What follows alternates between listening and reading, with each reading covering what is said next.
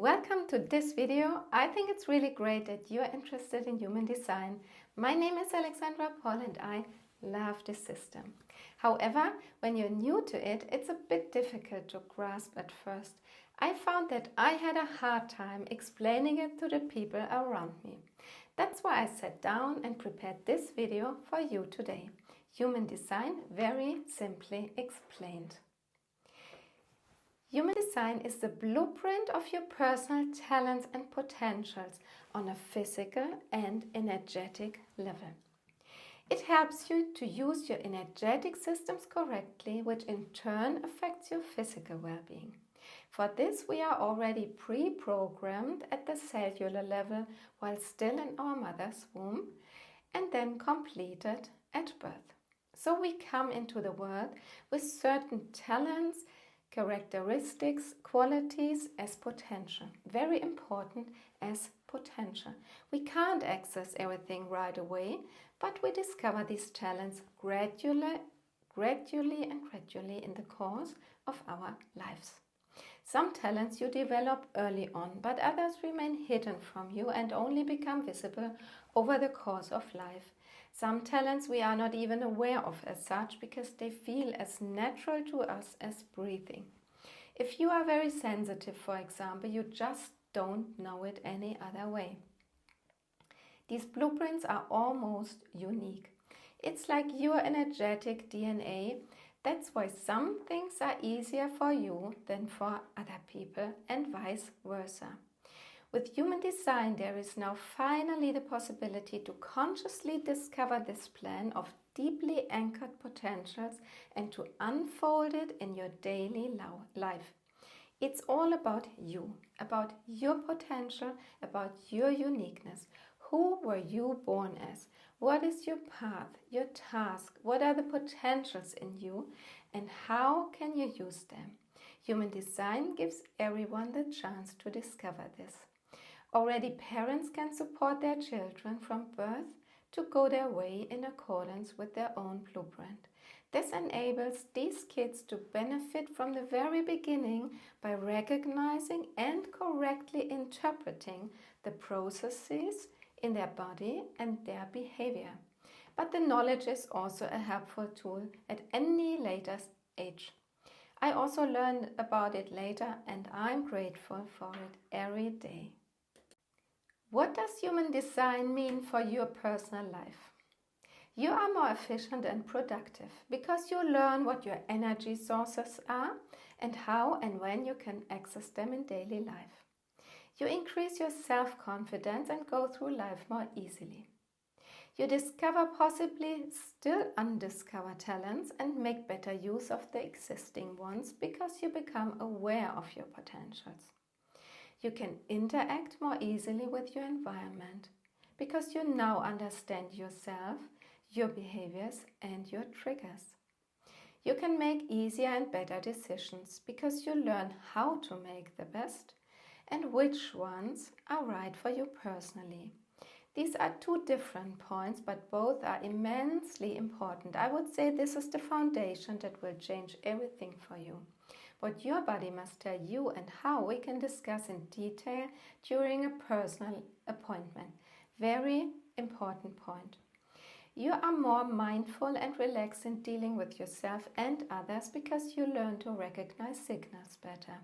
And it might be that things are easier for you because you can now manage your energy and know what you can let go of the one hand in order to have more energy for the important and right things for you on the other hand. But what can happen if the energetic systems are not used properly? Dissatisfaction with oneself up to depression if I do things that do not really suit me. For example, because I let myself be persuaded to do a project at work, but that actually only frustrates me. Then exhaustion up to burnout if, for example, I go permanently beyond my own energy limits. Then physical consequences. If I make wrong decisions, for example, which then have a lasting effect on my energetic balance and as a consequence on my physical well-being. If someone has problems with the gallbladder, one reason could be a wrong use of willpower. Or someone who has been in a difficult emotional situation for a long time. This can literally hit the kidneys. We experienced this with our daughter. She was totally unhappy in an apprenticeship, and we gave her positive encouragement, or we thought we do, until she got a kidney pelvis infection twice in a short time. It was so clear then that something was hitting her deeply from the emotional to the physical level. Then a life standing on the brakes if you don't use your potential to the fullest. And possible communication difficulties if you don't know how to best communicate. And this is what the basic structure of your personal blueprint looks like in a simplified form. In technical terms, we talk about this as a human design chart or a body graph. Each chart always consists of 9 centers, which represent certain task areas, 64 gates, which represent certain qualities and talents, and 36 channels, which represent your uniqueness and are qualities that particularly characterize you in your life. They shape your life. But what does all this mean now? Each center has tasks on a physical and energetic level. For the sake of simplicity, I will only mention the most important key points for each center. So let's start at the top. There we have the head center. This is where all perception from outside comes in. Everything we have ever heard, seen, experienced is located here. It is our center of inspiration. The Ashna is our mind. It processes and comments on everything that comes in. You can imagine this center is acting or working like a computer. With the throat center, we come to expression. We can bring out everything that is going on inside us, either in the form of speech or in form of action, of implementation. The G center is all about our innermost selves, what role we play, our direction in life, love, self-love. Physically, it corresponds to the liver and the blood. To the heart center are assigned, for example, heart, gallbladder, and stomach. It is also our motor for willpower. The solar plexus center is the source of our emotions, which constantly keep us on our toes in a wave-like manner, always up and down. At the very bottom, the root center provides us with drive in the form of adrenaline. Dealing with stress takes place exactly here. On the left side, we come to our oldest center with the splenic center. This houses our intuition and our lymphatic system. The whole immune system is connected to this. And last but not least, we have here in the middle the sacral center, which is the only permanent motor in the chart that provides our life force and creative power. And this is how a human design chart looks like in a non-simplified form. By the way, this is my own one. Here you can see that the centers are either white, meaning undefined, or colored, meaning defined. This determines how I personally perceive and use the quality of the dedicated center. The gates created in me are the highlighted numbers on the chart. Depending on whether a black or red line comes off the gate, I'm aware, conscious, or unaware, unconscious of the quality or talent behind it. The 2 channels you can see in the chart describe my uniqueness, the qualities that shape my life particularly strongly.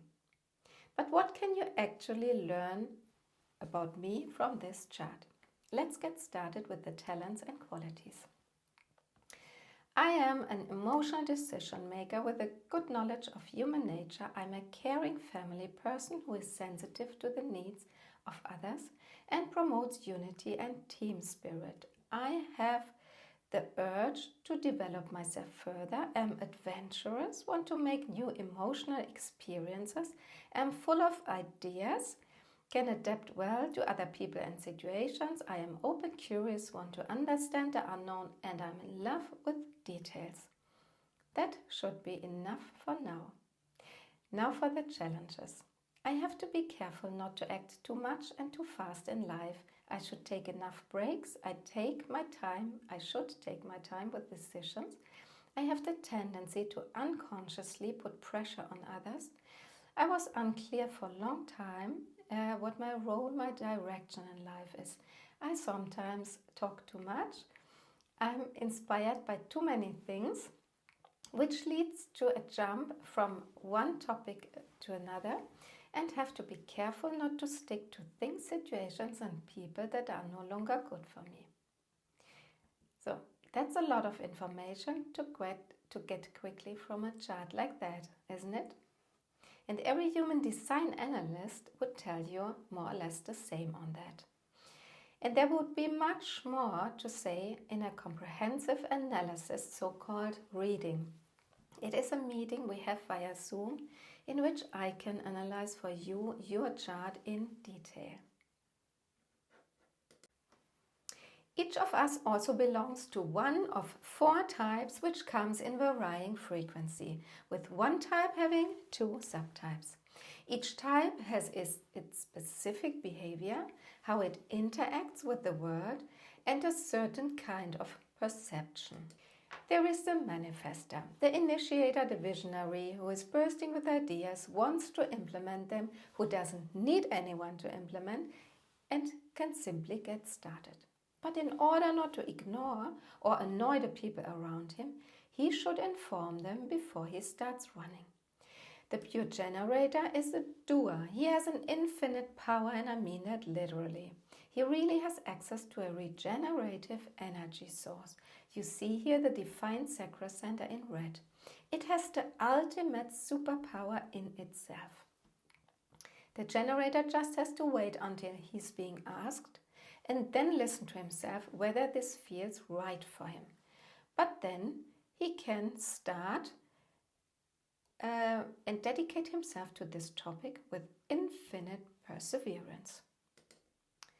The manifesting generator is in essence a generator, so he also must wait until he's being asked, but he has a lot of manifesting aspects in him.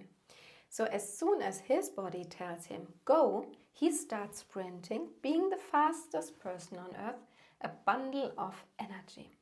The manifesting generator is therefore faster than a pure generator, but also much more impatient. He likes to jump from one topic to the next, prefers to have several projects going on at the same time, while the generator can stick to his task with a lot of patience. The projector is talented in recognizing the energies of others and knows who is best suited for what. You see, he lacks the superpower of the sacral center.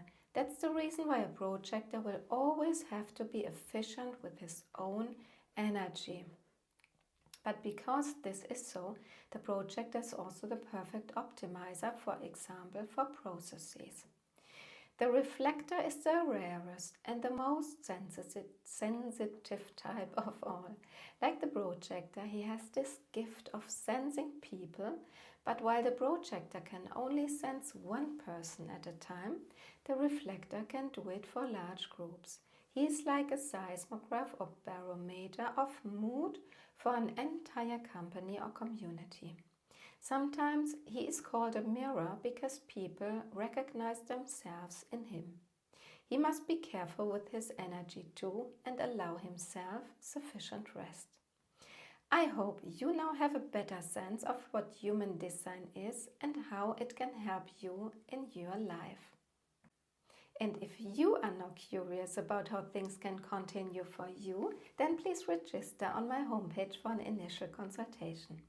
There we will get to know each other and decide if and what fits best for you and in your individual situation.